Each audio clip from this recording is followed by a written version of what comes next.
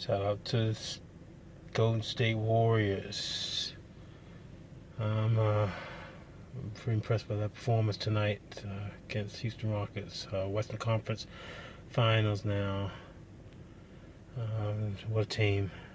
I'm reading How to Win Friends and Influence People by Dale Carnegie. He wrote it like during the Great Depression, 1935, 1936. He died in like 55, but he like taught public speaking, and basically he spent his life teaching people and organizations how to be effective leaders and speak and write clearly and stuff. I just started the book, like the first chapter one. It makes some pretty lofty promises. It opens, the book does, with him listing ways to read the book effectively, and how you can get the most from it, like rereading each chapter, and basically keeping like a manual. So this is not the kind of book you go and like check out the library if you want to get the best value from it. Yeah, you can get exposure from it by borrowing it, but best thing is to just go and buy it. Some books like that, I prefer to get the hard copy. Like I got mine from Books and Me, and a little book franchise here in the DC area. Maybe you can probably find it at Barnes Noble, whatever, wherever you are.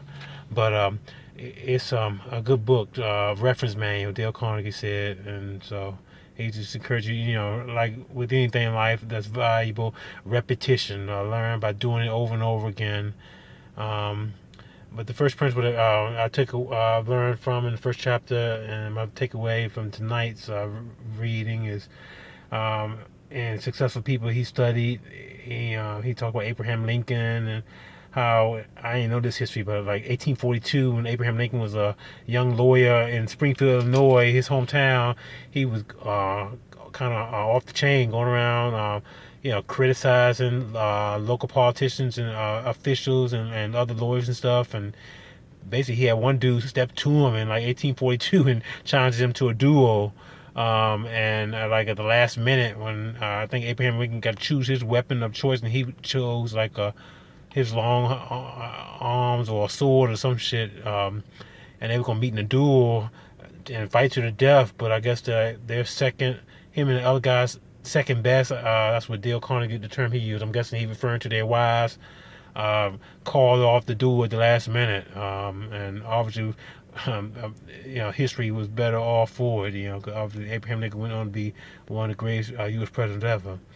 But they talk about ever since that time, Abraham Lincoln never criticized nobody again. They were talking little anecdotes after that, like during the Civil War, when Meade, after the Battle of Gettysburg, at one point they had Lee's army cornered at like the Potomac River because it had like swollen up and it was impassable. And Lincoln gave a specific order for Meade to go down there and take Lee and his army, but like Meade didn't listen, some bullshit like that. And next thing you know, by the time they got down to Lee,